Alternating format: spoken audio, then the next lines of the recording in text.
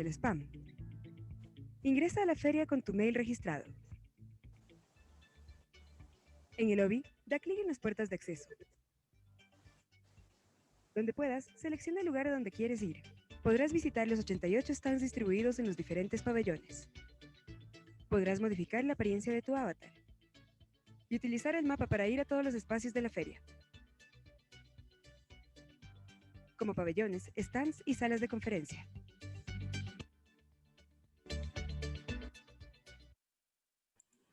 Muy buenas noches, bienvenidos al auditorio Iliana Espinel Cedeño. En estos momentos daremos inicio al conversatorio La Nación Ecuatoriana, un proyecto posible, organizada por la Universidad San Francisco de Quito, que tendrá una duración de 1 hora. Participan Fabián Corral, Juan Valdano y Andrea Naranjo. Le invitamos a ponerse cómodo, recordándole que los micrófonos y videos estarán inhabilitados para los espectadores durante toda la actividad. En la parte inferior de su pantalla está el icono de mensajes para que pueda realizar sus preguntas. Que lo disfruten.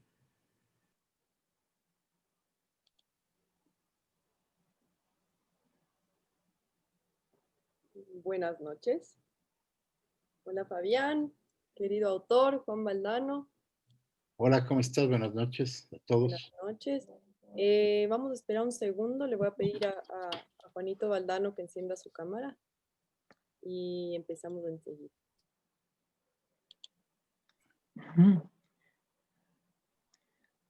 No sé. Hola, Juanito. Hola, ¿sí me escucha? Le escuchamos, pero no le vemos. Configuración video. A ver, configuración del video. Sí, configuración de video y encender cámara. Ahí. Todavía no le vemos. ¿Cómo hago? Hay un botón como una cámara. Iniciar video. Exacto. Perfecto, ahí le vemos. Ya. Qué maravilla. Muy bien. Listo. Buenas noches. Buenas noches, aquí estamos listos. Perfecto. A Hola, todas buenas las noches. preguntas. Buenas noches, mi querido Fabián. ¿Cómo estás? ¿Cómo estás, Juan? Bien, mi querido Fabián, aquí pues, bueno, esperando este momento. Empezamos entonces. Buenas noches con todos y todas. Les damos las gracias y primero que nada la bienvenida por estar aquí en el evento con Juan Valdano y Fabián Corral. La noche de hoy vamos a hablar de este libro, La Nación Presentida, 30 ensayos de Ecuador.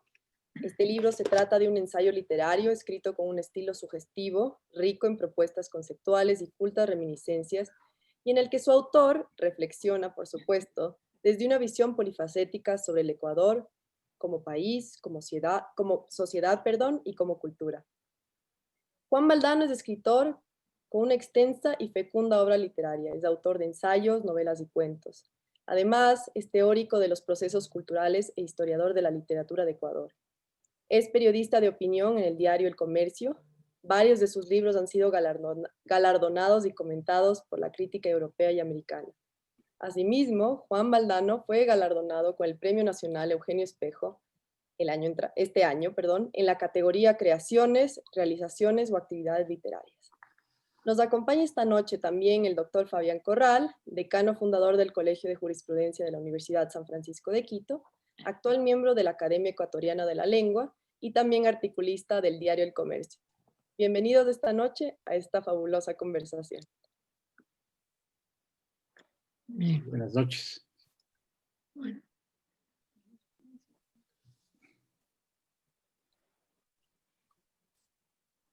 A ver, ¿sí me escuchas, Juan? Yo te escucho, mi querido Fabián. A ver, yo quisiera proponer que en lugar de hacer la presentación muy formal, como es tradicional de un libro, lo que hagamos es una conversación contigo respecto de los contenidos de tu libro y obviamente de algunos temas que exceden del libro, porque el libro sí convoca a reflexionar sobre una serie de asuntos que se enuncian en tu texto, de manera que esa es mi propuesta de mantener una conversación ilustrativa respecto de tu libro La Nación Presentida, que está conformada por 30 ensayos que procuran interpretar o entender lo que es, lo que debería ser y lo que no es del Ecuador también. manera que si estás de acuerdo, podríamos De acuerdo, mi manejarlo querido de esta Fabián, me manera. parece mejor así, más ameno, más Ya. distendido y más que llega al público, sí. Ujú. Estupendo. A ver, entonces yo comienzo con una pregunta. Y una pregunta que sin duda tú sabes la respuesta porque manejas mucho el, el estilo en que está escrito el libro. Yo te pregunto, ¿por qué el ensayo?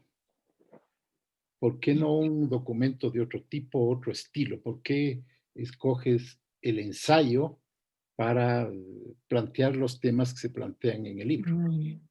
Muy bien, mi querido Fabián, pertinente tu pregunta. En verdad, estos temas pueden ser presentados desde el punto de vista de la historia, netamente, de la evolución histórica, desde la reflexión puramente filosófica, económica, etcétera, etcétera. Pero ¿por qué por el ensayo? Y más aún específicamente, el ensayo literario. No es un ensayo histórico, no es un ensayo filosófico, es un ensayo literario. Y como tal, está abierto a todas las reflexiones, ya vengan de una orilla o de otra orilla, ya desde la historia o la filosofía, el arte, en fin, pero en todo ello poniendo la opinión privada o personal del autor. Y esa opinión personal del autor, que no es necesariamente una opinión, diríamos, científica, que se apoya en documentos o en datos concretos, es una opinión reflexiva del autor, es decir, una visión propia de él que propone al lector y que puede ser muy fecunda y muy amplia y conectada con muchos otros aspectos, dependiendo justamente de la cultura, de las conexiones con otras ramas del saber y da como resultado eso. De tal manera que desde el punto de vista en general, diríamos que el ensayo literario es más muy humilde que un ensayo científico, pero más amplio y universal que un ensayo de ese carácter científico, me parece. Por eso, abordado desde el punto de vista del ensayo, sabiendo a su vez que la prosa que se usa allí tiene también una evidente intencionalidad artística, ¿no? Para darle peso y valor específico a la expresión. Alguien decía que el ensayo es una especie de la literatura de las ideas, ¿es cierto? De manera que es una combinación Claro, interesante entre el contenido intelectual y la forma de expresar las ideas claro, a través de la literatura, digamos, no siendo exclusivamente literario el tema, sino constituyendo la literatura, en mi opinión, una especie de método de planteamiento de las ideas. Y eso es lo que estoy de sí, acuerdo, Fabián. he leído también en algunos de tus libros, uno que me gusta mucho, que se llama Los espejos y la noche por la Ajá, brevedad. la Entonces, brevedad. aquí apunto algo antes de entrar en la materia. Yo creo que estamos en tiempos en que la brevedad se impone, sin que eso signifique sacrificar ni la profundidad ni la verdad. Creo que el ensayo en ese sentido está en línea con estas necesidades o urgencias del mundo moderno, Ajá, porque obviamente el tiempo apremia y la gente no está para leer textos extensos así es. y el ensayo tiene esa agilidad, esa agudeza, esa facilidad que permite pues abordar cualquier clase de asuntos desde la perspectiva del ensayo. Entonces quisiera un Así poco un es. comentario tuyo respecto de esta consideración que te hago. Bien, exactamente. Yo quisiera completar lo que dices, una literatura de las ideas. Pero más que eso, el ensayo literario específicamente es una estética de las ideas, Uh -huh, porque está pesando en él una intencionalidad netamente artística.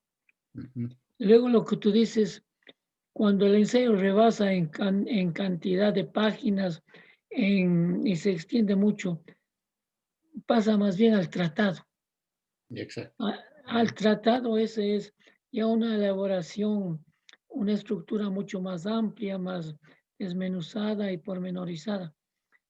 Y ya se desborda. Por eso el ensayo está a medio camino. Nunca llegará a ser un tratado, porque no el ensayista literario, no trata de agotar el tema. Ujú. No, no trata de agotar nunca el tema, sino más bien lo que provoca es sugerencias, es decir, dejar un poco reflexiones en el aire para ser completadas en parte por él mismo después y en parte por el lector, a quien le deja inquietudes. Y Ya, el entonces, ensayo corto, que es lo que hoy ujú, se usa, que está entre el artículo y está propiamente entre el artículo y un ensayo largo, es el que más se adecua y llega al público contemporáneo, porque más si vivimos en una sociedad en la que leer es es una disciplina casi rara, y ujú, según dicen, el ecuatoriano no lee al año promedio ni un libro entero, quizás lea el periódico a lo mucho, y de los periódicos a algunos de los articulistas de noticias. Entonces, para ellos es darles una especie de semillas, de pastillas, en los que se exprese con bien, con buen lenguaje, ideas claves, ha llegado a su finalidad principal, yo creo, y eso cumple en realidad el ensayo que es necesariamente corto. ya. Ahora, bueno, el ensayo, yo creo que incluso el ensayo podríamos llamarle periodístico, ¿no? Ajá, Que aparecería que los artículos de prensa a veces responden, como alguien decía, a una cierta urgencia, pero ujú, también una urgencia literaria. De alguna manera pueden llegar a conformar después documentos mucho más amplios, mucho más densos, si tú quieres. Y te pongo un ejemplo para ya entrar en materia. José Ortega y Gasset, en los años 30, escribía básicamente, era un escritor de periódicos. sí, pues, Buena parte de sus grandes obras, que se recuerdan ahora, por ejemplo, España invertebrada, La sí, rebelión de las masas, El hombre y la gente, no fueron necesariamente concebidas como un libro, como un tratado. Son, de algún modo, una suma estructurada de artículos de prensa.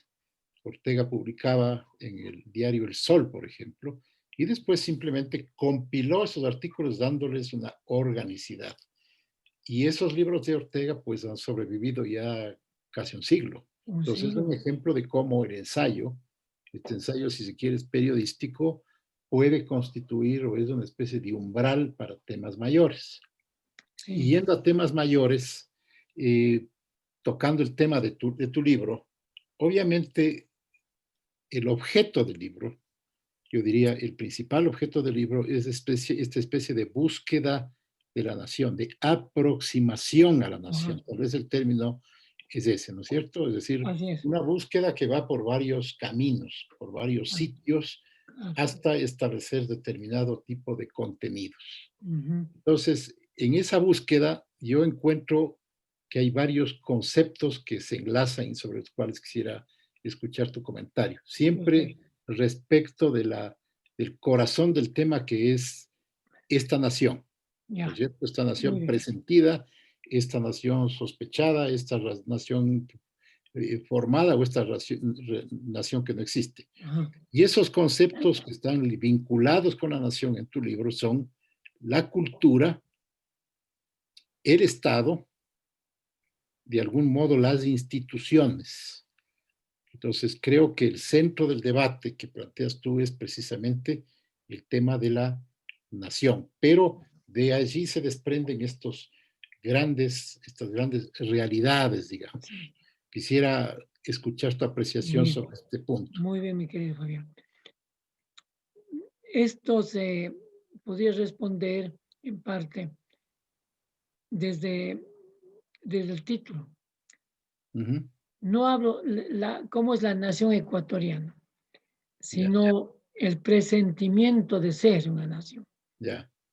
Y en este presentir o este presentimiento implica necesariamente que existe una especie de motivación un poco abstracta, más emotiva, casi sentimental, de que formamos parte de algo grande. Ese algo es un poco nebuloso, porque no es como el Estado, como tú mencionas, en que es una realidad tangible. Las leyes están ahí que mandan, prohíben o permiten y tienen fuerza coercitiva para hacer cumplir. El Estado es algo tangible que lo encontramos apenas salimos de nuestras casas. ¿Y qué es la nación? La nación, en cambio, es un sentimiento, podríamos decir más, que está en vivencia, que se lo siente más muchas veces paradójicamente cuando uno está cerca de la patria, perdón, lejos de la patria. Estando lejos como los inmigrantes que van a España, Italia o Estados Unidos, ellos añoran ese Ecuador cuando oyen un pasillo, el himno nacional, cuando juega la selección nacional de fútbol, cuando se reúnen unos cuantos y se pegan uno que otro licor y empieza la añoranza de los amigos, del pueblo, del barrio. Entonces saben quiénes son, saben de dónde vienen, de dónde proceden. Y obvio ese sentimiento un poco abstracto, más emotivo, es lo que da como un filón de adentramiento en esa realidad un poco abstracta y muy emotiva que es formar parte de un nosotros, formar parte de una comunidad. Como decía Anderson, una comunidad más bien imaginada, una comunidad imaginada que nos convoca. Ahora bien, obviamente, si hablamos de eso y el Estado, hablar del Estado necesariamente hablamos de las instituciones. El Estado es el que conforma y reglamenta y respalda las institucionalidades. Y eso está afincado naturalmente en normas objetivas, positivas. Las instituciones, en definitiva, marcan nuestras vidas desde el momento que nacemos hasta que morimos. Y aún después, cuando de nosotros estamos más allá, hay que repartirse los bienes de acuerdo a unas normas. Claro, pero la nación está más allá de la institucionalidad, más bien dicha, la conforma y secretamente. Y de ahí el problema que tú planteas también, la cultura. El sedimento o la base fundamental de la nación es la cultura. Y la cultura es esa congregación de recuerdos, de experiencias vividas en el pasado, de formas de ser y de existir que reglamentan nuestras labores y nuestros días. Es aquello que añoramos lo que fuimos y queremos conservar para llegar a ser nosotros mismos. Y hay que la cultura y la nación, como decía algún tratadista, es más invento de los poetas, es más invento de los juglares, porque el Estado y las normas es más invento de los agrimensores, de los ingenieros, de los abogados. En cambio, el otro es mucho soñar, pero también es darle color a la vida, sustancia y justamente persistencia de lo que somos. Y entonces, naturalmente, la nación no está hecha, no, se está haciendo cada día, diríamos. Como decía Renan en el siglo XIX, es un plebiscito cotidiano al que nos adherimos todos. Así es. Está bien dicho aquello, porque, ¿y cómo es un plebiscito cotidiano? No necesariamente consciente, pero sí inconsciente porque nosotros reafirmamos lo que somos frente a los otros que no son de nuestra forma de ser. Nosotros vemos la distancia o la diferencia entre un pueblo y otro. Entonces decimos, nosotros no somos así, nosotros somos de esta forma, ustedes son de otro. Al hacer esta reflexión simplemente está afirmando esa voluntad de ser el mismo, de defenderse. Naturalmente esto, con el tiempo que vivimos, con los años que vivimos, de globalización y de interculturalidad, se va perdiendo conciencia, lamentablemente. Yo tengo un punto ahí. A ver, primero, respecto de lo que mencionaste tú antes, a mí me parece entonces, de acuerdo con lo que tú mencionas, es que la nostalgia es una especie de elemento constitutivo de la Ajá, nación. Una así es. nostalgia que convoca, una Ujú, nostalgia que provoca. claro, Precisamente por eso es que cuando la gente está lejos, claro, empieza a sentir más necesidad o más afirmación del claro, concepto de nación, de la pertenencia, porque aquí hay un tema claro, que me parece a mí importante, claro. ¿cierto? La nación es, no estoy seguro si es un sentimiento, si que se traduce también en alguna idea, una afirmación de identidad, Claro. eh, es Justamente, un conjunto de temas un poco indefinidos, ¿no es cierto? Que se traducen mejor o se entienden mejor cuando la gente está lejos. exacto, ahí surge, Ese es ahí un se da poco cuenta uno. el Por punto, lo ¿no es tanto, cierto? siempre estamos aquí inconscientemente siendo Ujú. parte de esto, pero no reflexionamos en ello, porque es parte de nuestras vidas, de nuestro respirar cotidiano. Podríamos decir que la nación es una especie de ambiente, de aire en el cual estamos Mm, sumergidos, una especie de aire cultural, social, en fin, claro. Más o porque menos para llegar a una definición, no definición, a una expresión más o menos cercana de lo que tú dices, sería la nación una especie de añoranza, como tú dices, de un pueblo por lo que fue en el pasado y el deseo latente de afirmar lo que quiere llegar a ser en el futuro. Es eso. Y por eso el Estado justamente a veces es anterior a la nación. La nación es una creación posterior y en parte interesada por el Estado para afirmarse y para justificar el Estado mismo. La nación es como una comunidad imaginada, es una especie de mito al que se aspira. Y ese es justamente la añoranza, la nostalgia. Y eso es lo que llevamos a nosotros siempre. Y más latinos, más nostálgicos todavía. ahí tengo un punto. O sea, si la nación es básicamente esta suerte de añoranza, de nostalgia, yo diría es todo eso, pero es fundamentalmente un sentido de pertenencia Eh, a algo, ¿cierto? Un claro, sentido de pertenencia. Y la pregunta es, ese sentido de pertenencia, yo diría, de alguna manera, induce a la gente a actuar en una determinada forma o en otra determinada forma, a veces de claro, forma equivocada, ¿no es cierto? así es. Y en la mención que hacías tú hace un momento del concepto de Renan, yo creo que es bien interesante porque sí, como decía este pensador francés, la nación es un plebiscito cotidiano. Yo diría que implica entonces una especie de afirmación de cada día respecto de la pertenencia a un sitio y de algún modo una especie de compromiso de seguir perteneciendo a esa Sí, nación. claro. No sé si lo ves tú de ese No, modo. no, perfectamente de acuerdo en ese sentido. La pertenencia es a una comunidad, como decía Anderson, imaginada. Porque tú puedes tener un sentimiento de pertenencia a una institución en la que trabajas, de pertenencia a un partido político que estás convencido de su motivación, de pertenencia a un grupo de amigos, etcétera.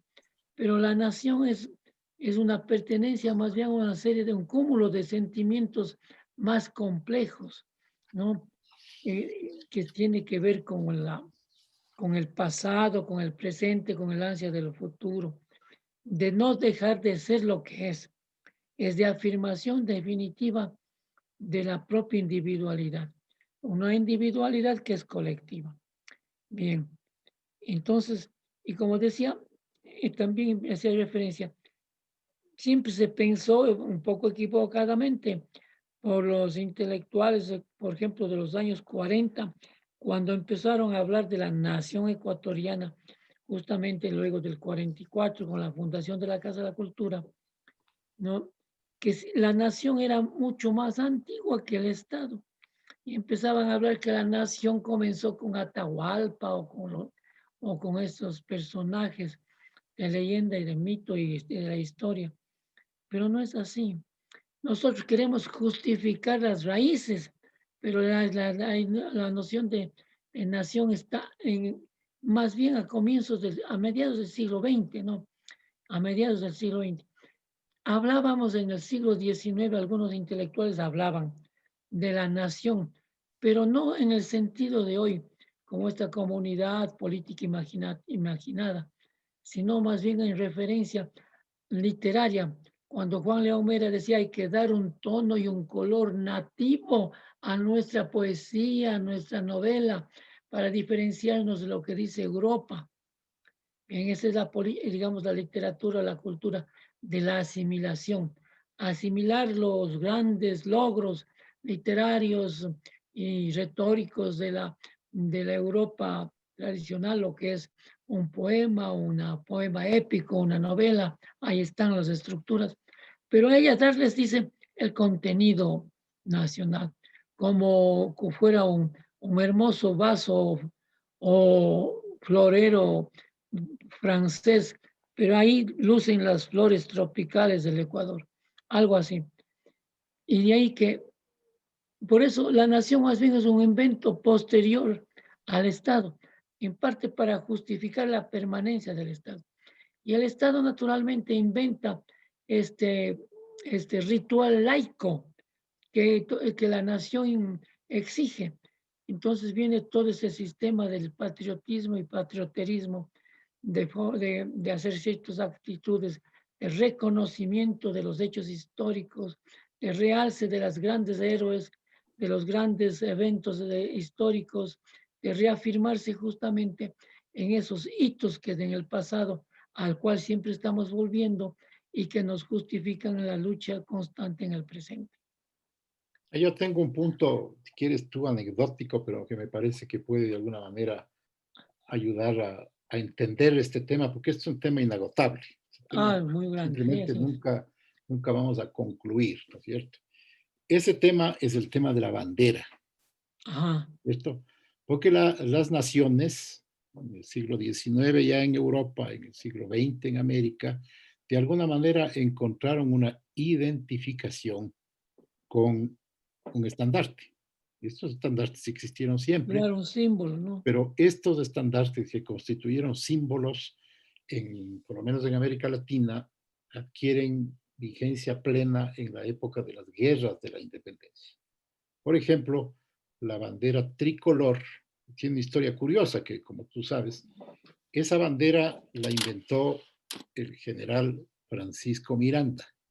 Mm. Y Miranda llegó con esa bandera a una epopeya novelesca, a invadir lo que hoy es Venezuela con el propósito de independizar a Venezuela, pero sin estructura militar, sin los recursos necesarios. Pero él trajo dos ideas que de alguna manera calaron y que de algún modo sí creo que explican después la conformación de las naciones. Uno es el tema de la bandera. Parece que esa bandera se inspiró en la bandera rusa, con la diferencia de que en lugar del color blanco se Amarillo. colocó el amarillo, ¿no es cierto? Amarillo, azul y rojo. Y por otro lado, fue Miranda el que trajo la idea de la Gran Colombia. No es una idea original de Bolívar. Él trajo la idea de la Colombella, que es una idea, si quieres tú, utópica, que él planteó ya a principios de los 1800 y llegó con esa idea. Entonces, la bandera ha sobrevivido y obviamente la estructura política de esa presunta nación que se llamaba Gran Colombia no ha persistido. Pero seguimos Venezuela, Colombia y Ecuador con la misma bandera, con las diferencias obviamente nacionales que son evidentes, ¿no es cierto? Pero de todas maneras hay una especie de argumento simbólico, llamo yo, en este tema de la idea de la Gran Colombia, su posterior disolución, por cierto, pero esta especie de argumento simbólico persiste de algún modo en el tema de la bandera. ¿Qué idea tienes tú sobre eso? Ya, justamente me das ideas al respecto. El culto a la bandera, que pasa a ser un culto muy sagrado, muy emotivo, juras de la bandera, Todo honor a esto. la bandera y el respeto que se exige a la bandera porque representa prácticamente la soberanía de un Estado. Vemos que cuando en un país quiere ofender a otro país, queman o pisotean una bandera, la bandera de la nación con la que se creen que están enemigos. Entonces está demostrando algo. Yo hablé de la ritualidad laica de los estados que inventaron justamente para reafirmar la idea de la nación. Y la bandera está en el centro de esa ritualidad. Así es. Yo diría que es parte justamente de ese rito que lo utilizan principalmente, yo diría, los ejércitos, las Fuerzas Armadas, porque es el ámbito propio, porque ellos juran la bandera para defender la patria, y la patria está representada en esa bandera con esos colores, es alzada, izada o bajada, y es honrada, así como dentro de la religión hay el respeto a la Eucaristía, a los santos, a las representaciones divinas. También, claro, no se diviniza tanto la bandera, pero sí es un símbolo sagrado, un símbolo sagrado. Y claro, junto a partir de la bandera están muchos otros, como el himno nacional y todo ello, que reafirma ese sentimiento, ¿no?, de patria. Ya no es el Estado es el que rinde culto a esos símbolos. Sí. ¿Sí? Es el que rinde culto a esos símbolos. Por lo tanto, sirve para justificarse a sí mismo de que sigue continuando con una tradición de respeto simbolizado en esos objetos. Ahora, hablando de este tema, yo tengo una preocupación ahí, una inquietud. La preocupación o la inquietud, y no tengo obviamente la respuesta, y por eso tú que estudiaste con profundidad este tema te menciono. Bueno, vamos a ver. La pregunta es, las fronteras, ¿qué sentido tienen frente a la nación? Las fronteras. Las fronteras. Bueno, recordemos que el origen de las naciones modernas, nos remontamos a finales del siglo XVIII, después de la Revolución Francesa, cuando nacen las repúblicas, cuando nacen los estados liberales, los estados constitucionales. Antes Europa era nada más que una aglomeración de reinados, y en donde gobernaba un príncipe y tenía que, por derecho divino. No, con la república naturalmente y los estados liberales se gobierna por derecho de que le dé el pueblo. Así es. Ahora, las fronteras surgen de parte de esa tradición que ha tenido ese pueblo antes de la época moderna. Son los ámbitos físicos, geográficos, paisajísticos, en donde se expandió justamente ese estilo de vida y esa historia que los congrega. De tal manera que es un patrimonio, y es como cuando alguien tiene una hacienda, una casa, una propiedad, defiende los linderos de esa propiedad. No se diga de una nación frente a la ostentada violación de invasión de los vecinos o de otros países. Obviamente es como una ofensa gravísima a la integridad del país. La frontera en definitiva es como la piel de un país y debe ser inviolada. Para penetrarla en ella, violentarla, es como amenazar en definitiva a la existencia presente y futura de ese país. De ahí que se lucha, se muere, se combate por defensa de unas líneas, en definitiva, de unos puntos estratégicos y geográficos, pero que son más allá de eso, porque representan justamente los límites de un ideal, de una noción de Estado, de la nación. Ahora, otro tema. Fernando Savater hace unos años escribió un libro que debes conocer tú, que se llama Contra las Patrias, que es un libro polémico, pero tiene sus puntos, en el estilo ensayístico que es típico también de Fernando Savater, ¿no? Y de alguna manera él cuestiona estos conceptos y por otro lado hay la aprehensión, ya no hablando de Savater, la aprehensión de que el concepto de la nación está muy próximo al concepto de nacionalismo, Ajá. que es una enfermedad de la nación.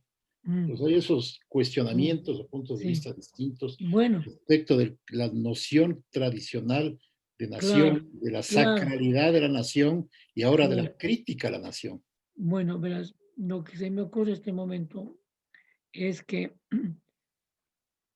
la defensa de las fronteras, la existencia de las fronteras inviolables, tuvo mayor vigencia, yo diría, hasta hace unas cuantas décadas, mayor vigencia, digamos, radical.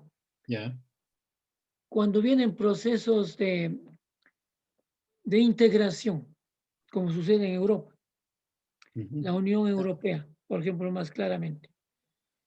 El concepto tradicional de frontera inviolable, de poner que trabas para que alguien pase una frontera mediante una documentación especial llamada pasaporte o permiso, etcétera, etcétera, ya se ha diluido, porque vienen tratados de integración en donde la idea de formar parte de una comunidad mayor, de una integración económica, cultural, monetaria, de intereses comunes, está por encima de estas limitaciones un tanto románticas, diríamos, que era la frontera a rajatabla. Yo diríamos que los procesos de integración que están como ejemplo mejor que tengamos presente es Europa. Cuando yo estudiaba en Europa por los años 60 o 70, naturalmente si iba de Francia a España, tenía que llevar el pasaporte, hacer sellar, a llegar a tal punto y en aeropuertos o en los trenes y poder pasar. Si no tenía eso, no pasaba. Y hoy en día uno puede viajar dentro de la Unión Europea sin sacar de su bolsillo el pasaporte, porque dice, está usted dentro de la gran comunidad y solo cuando sale de ella nomás le Claro, quita. claro. Ahora bien, eso está bien y bien logrado para bien de los europeos, pero dentro de la mentalidad europea. Nosotros todavía no logramos tal vez con algunos países andinos, sí, todavía hay algo de la comunidad andina, lo cual es bueno, ¿no? Para pues el comienzo. Y el otro punto que tú me decías era sobre el nacionalismo. La Bien, nación y nacionalismo es un punto claro, muy importante, claro, sí. la exacerbación de la realidad nacional, la exacerbación de la idea nacional, de la defensa de un país, de una nación, lleva al nacionalismo. Es el caso de Alemania, porque los primeros teóricos de la nación alemana, desde Bismarck. Herder y otros más, Schiller, eh, apuntaban a la excelencia de la nación germánica, a la excelencia de la nación germánica. Es decir, que los comparaban ellos con una cultura naturalmente, digamos, diferente a la latina, porque siempre hubo la pugna entre las dos grandes culturas europeas, digamos, tendencias, la germánica del norte, protestante, y la latina católica, ultracatólica del sur mediterránea. son dos formas en realidad, dos como visiones diferentes, aunque ambas tienen el mismo origen, tienen la misma raíz, el mismo nacimiento en la gran cultura griega, grecolatina y judeo-cristiana. De tal manera que siguen siendo para ellos el punto de partida tanto Atenas como Jerusalén y Roma.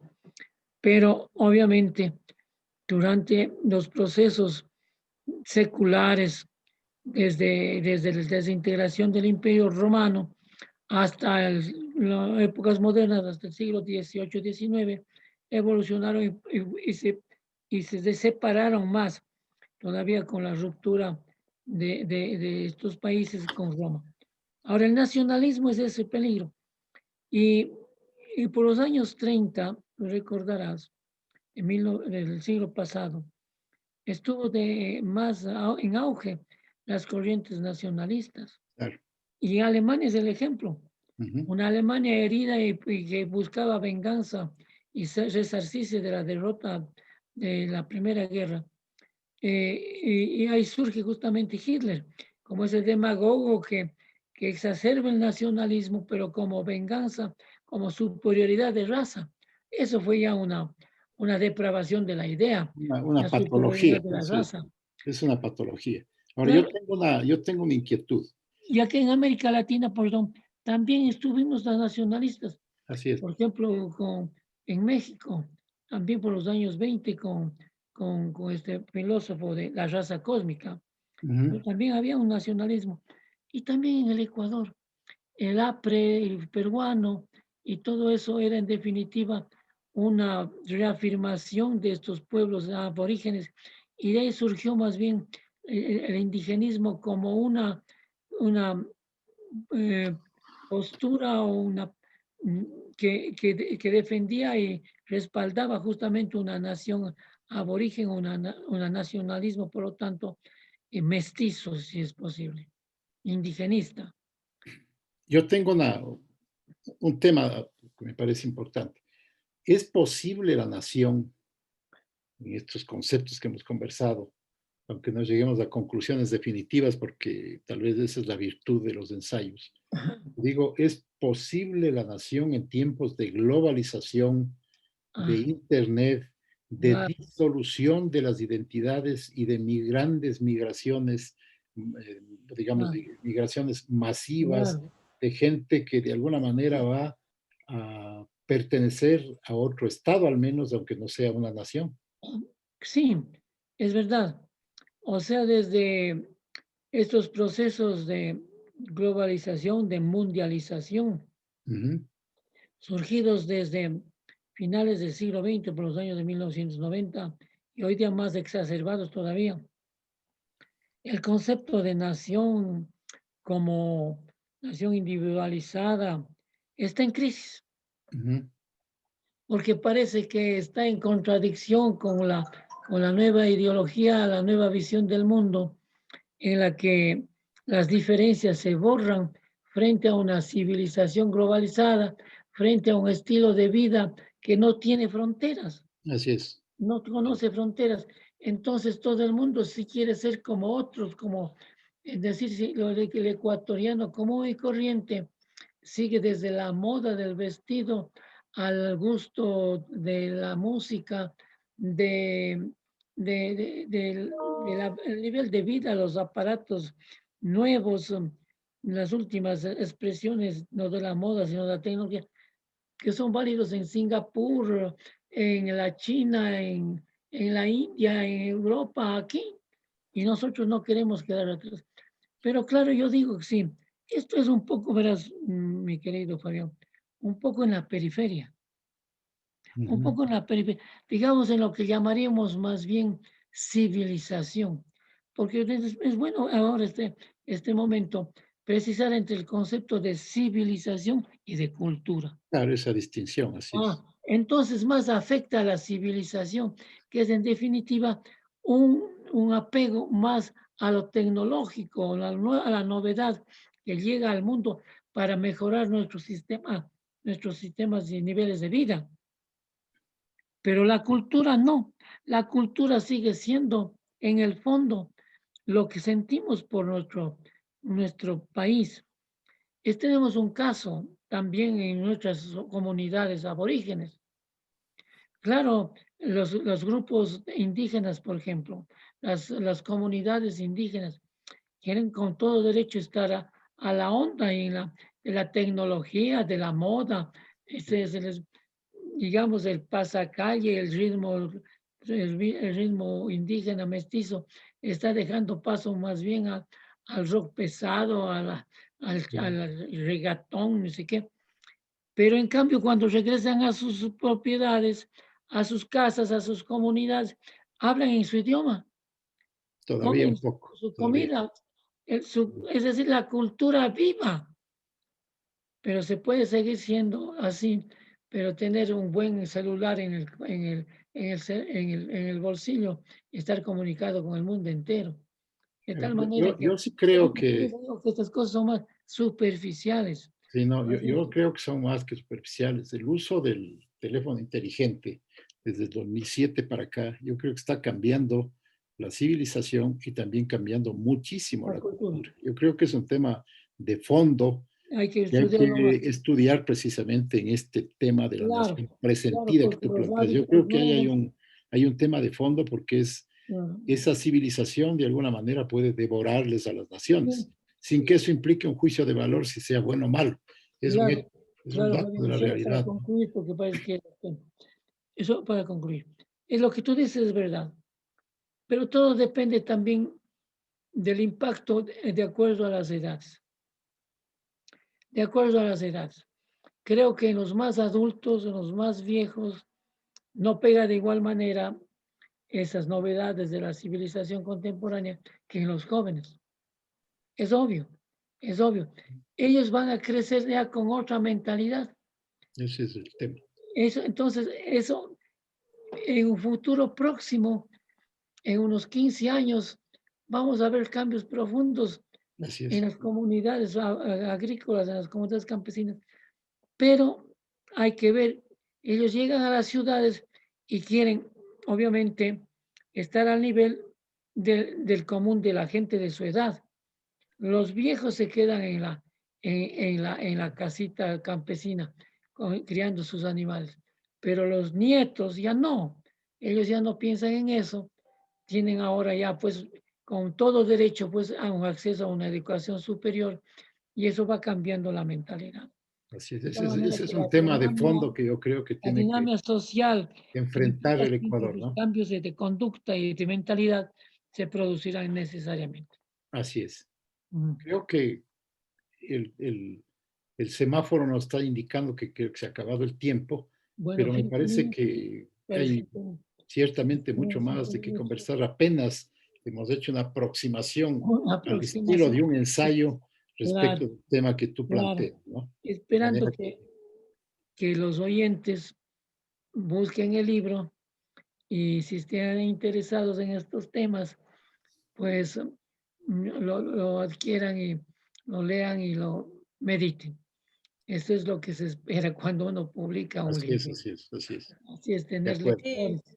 precisamente, Juanito, el libro está disponible en las principales librerías del país, The Owl Books and Gifts, como principal punto de venta, por supuesto, Mr. Books, Librería Española, Tolstoy y demás. Más bien, muchas gracias, Fabián, Juanito, con muchísimo cariño. Una gran tertulia, es verdad, el tiempo nos quedó corto.